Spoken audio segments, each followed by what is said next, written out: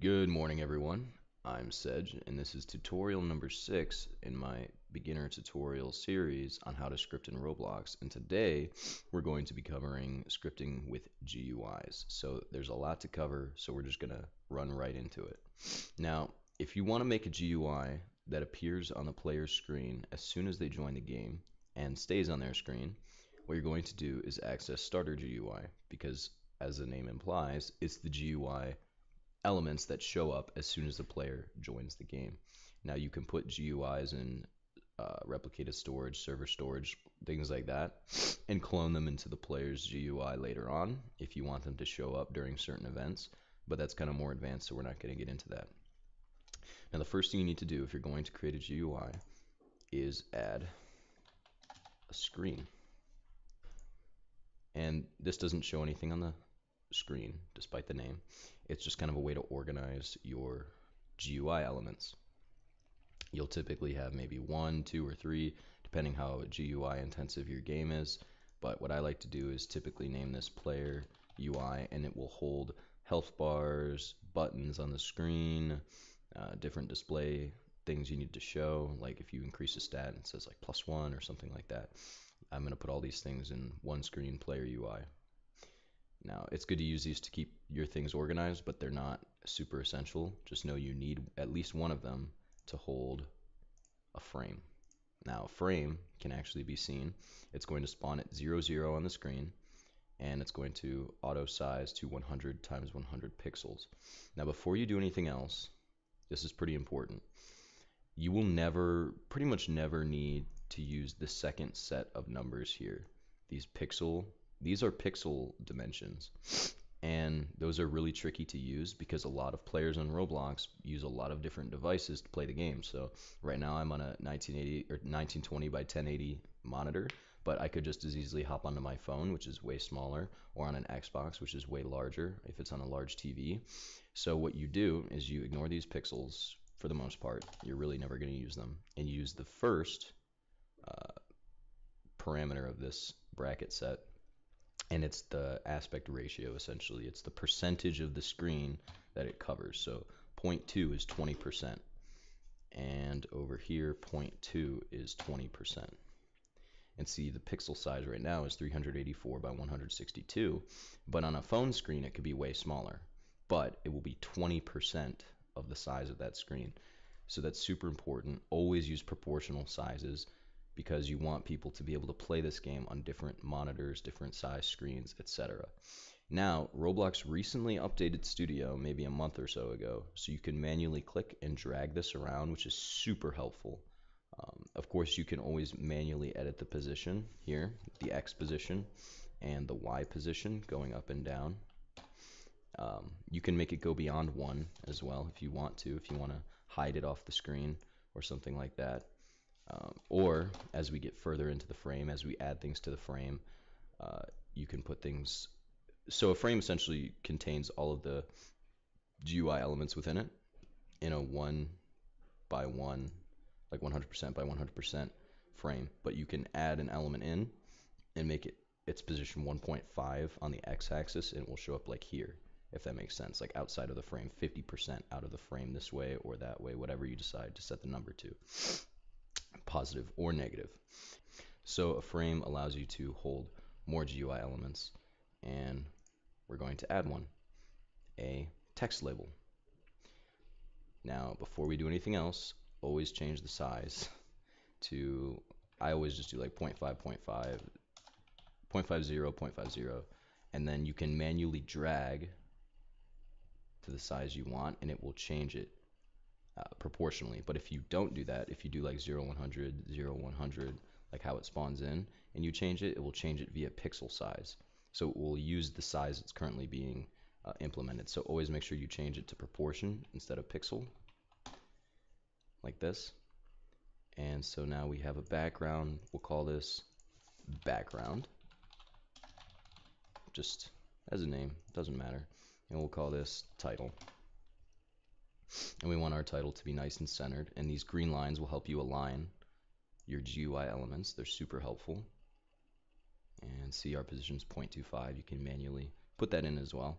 And if you want to like mathematically center something, the quickest way to do it is to see like how big it is on the X. Like if you want to center it on the X-axis, you see how big it is, and then how much space you'll need here and how much space you'll need here out of 100, right? So since it's 0.5, it's going to need 0.5 more space total, and dividing that in 2 is 0.25, 0.25. That's just the math that you can use, for example.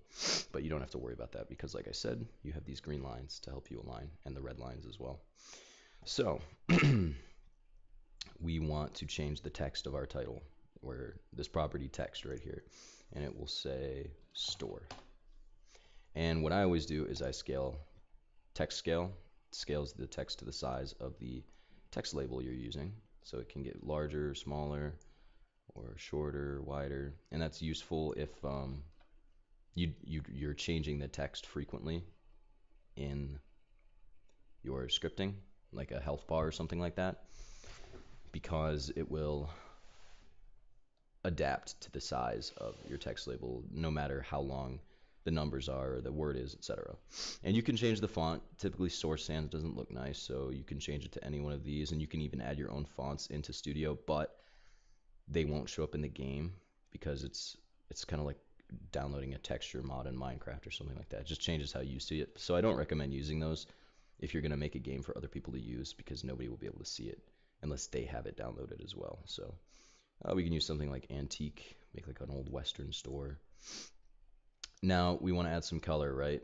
So first thing I'm going to do is change the color of the background. So I'll go to background color, and you can use preset colors, or you can adjust it slightly using this color palette here. Make it darker, lighter, things like that. Or if you know an exact RGB value, you can enter the R, the G, the B, but I don't, so I'm just going to do it to site. And we don't want this to show up. We don't want this white, right? And instead of going through and like changing the background color to be identical, what you can do is set the background transparency to 1. And now you don't see that white background anymore. Or if you wanted it to add some, contrast, you can always change the background color and it will show up differently. But I don't like that. You do what you like, but I don't like it, so I'm going to do that. And let's say you don't like the black line on the background. Instead of having to make the whole thing transparent, you can make the border size pixel 0, or you can make it like 5 and make it super thick, and you can change the color to like a brownish, like that.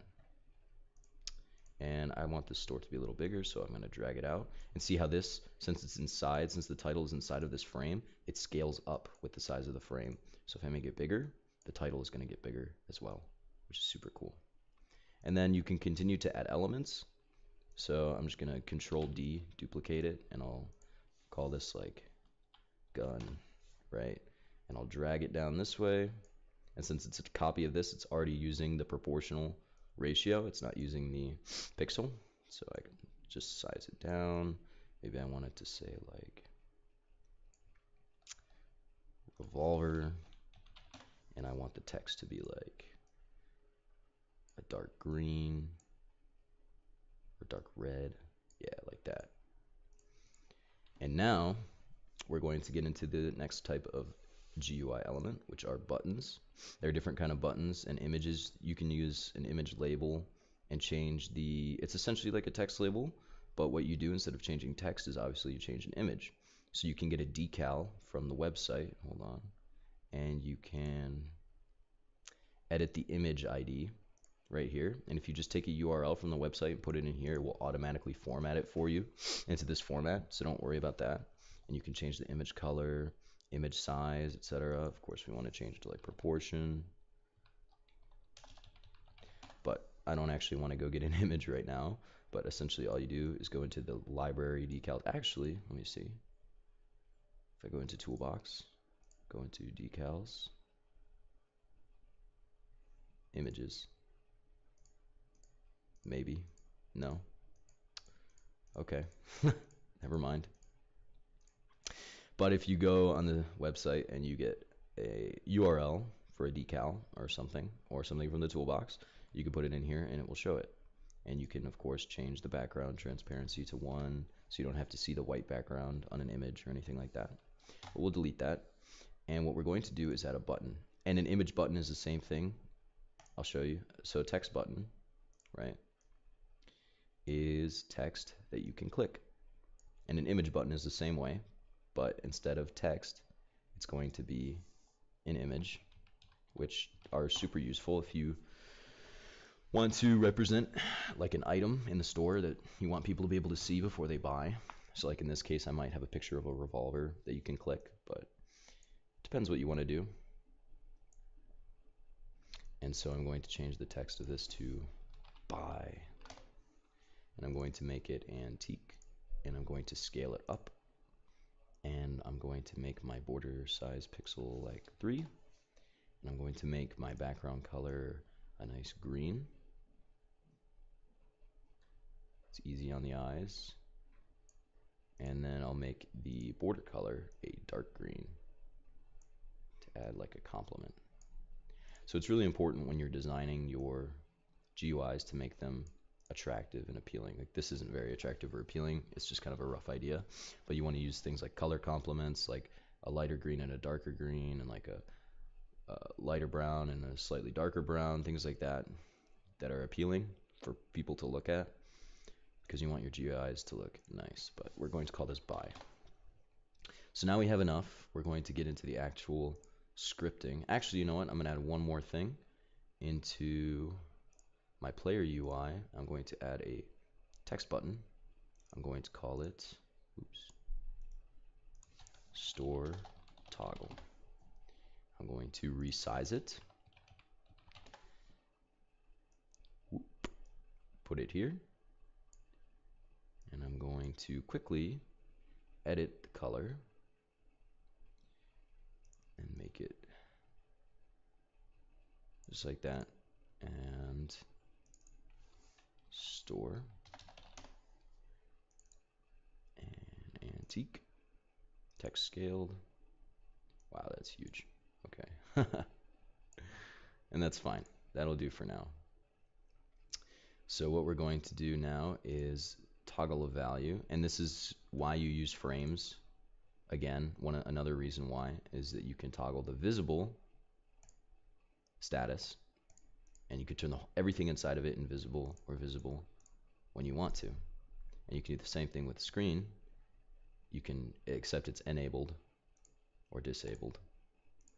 Now we're going to make this invisible. And a really simple thing we're going to do is we're going to insert a local script.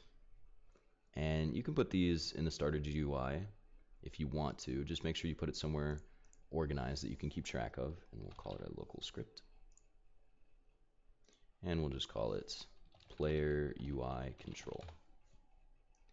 And we're going to start naming some variables. So what I like to do is, instead of saying local, we'll say UI equals game dot players dot local player dot player GUI, etc. Because what happens is the game will try to find this before it may necessarily be loaded, because the player UI takes a while to load compared to a local script. So what I do, instead of starting from game and working my way down, is I do script.parent. So that ensures that the script has loaded first, because obviously it needs to recognize itself and it needs to know its parents, etc. So you'll never have a variable or a child not be found using this method, because it ensures that the pathway has been created before you start trying to call it, which will make more sense as I kind of type it out. So script.parent, the parent of this script is starter GUI. Now we want to find the child of starter GUI, player UI, which is called player, and the game recognizes this and sees player UI. Now we can use UI to do the frame. So local, we're going to rename this to store, something better. So we'll say local store equals UI, because the UI is the player UI, dot store, and the game recognizes this and knows that. And we will say that local by equals store dot buy. There we go. And now we're going to say we need the toggle as well. And the toggle is inside the UI, so we're going to say local toggle equals UI dot store toggle. There we go. And now, mostly when you interact with GUIs, it's going to be through a click, whether it be your mouse or whether it be your finger if you're on mobile, or a left or right trigger on your console. So what you're going to do is toggle the name of your store toggle button dot mouse button one clicked connect function, and that just starts a function based on this event that you've triggered. And mouse button one clicked, don't be worried, because this will automatically map to like a finger touch on mobile or a left or right trigger on a console controller. The game already knows that those are equivalents. So this calls the action when you've tapped toggle. What's going to happen? We're going to say store.visible, which is the property of store that we looked at earlier, equals, and this is a Boolean, yes or no, true or false, false, true, false, true, false. It's currently false, and we want it to be true, but only if it's false first. So we're going to use an if statement. We're going to say if store.visible equals false, or you can just say if not store.visible, then, and store.visible equals true. You can say else,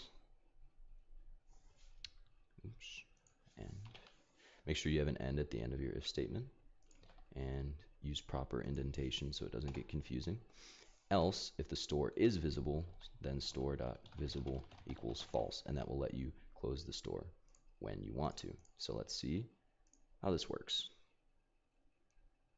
I've spawned in, the store is invisible, I'm running around.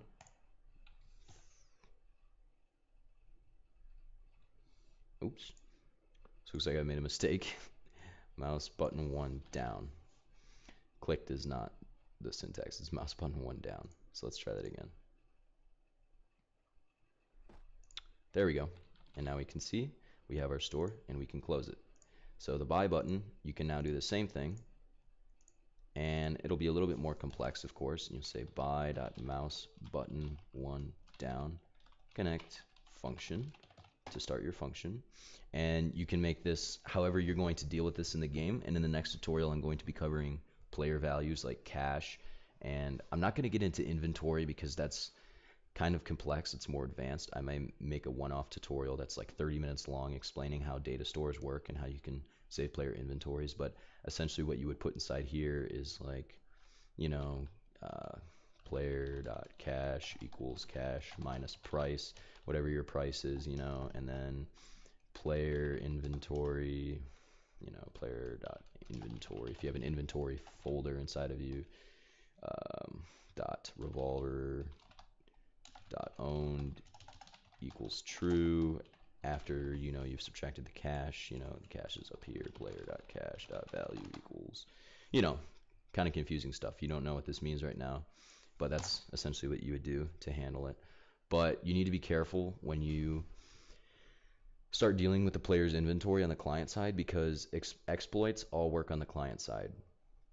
So typically what you would want to do is associate all of your transactions on the server side, and that's again a little bit more complex. You can do that through remote events, or you can do that through module scripts, and module scripts are typically safer because exploiters can't see the functions inside of a module script, but exploiters can see remote events, but you don't know what remote events are. Again, I'm going to cover that in a later tutorial, but just know that you can put anything you want to trigger inside of a button function to handle your purchases, handle anything you want. You can do a lot more. I encourage you to explore it on your own because there's so much you can do. These are just the basics, and it's really the tip of the iceberg of what you can do with GUIs. You can do some really creative things, make some really cool designs with images as a background. You can hide the entire background here and place an image behind it, let's say, like an image label, and make it like a rounded circle, the texture ID, a decal that's like a rounded circle. I do that a lot. You'll see that in some of my games. And you can change the texture, of course, and then the size right here. to be 1010, the same size. And then if you want the Z index to be a background, you can change that to 0. And the Z index is like the order in which things are shown. So 0 means it's the furthest back. And the higher the Z index, the more the priority. So if I made this 0, you wouldn't be able to see it. If I made this 1, you'd be able to see it. It just helps with overlapping elements. Yeah, that's pretty much it. Those are pretty much the basics. There are more things you can do, but you really need to get in and try them out yourself. So thank you guys for watching. I hope you enjoyed this. I hope this will help you out in some way. And if you have any questions, feel free to ask, because GUIs can be super confusing, but you get better at them with practice. And that's really what it takes. So thanks again. Like, comment, subscribe if you want more. And I will see you guys next time. Bye-bye.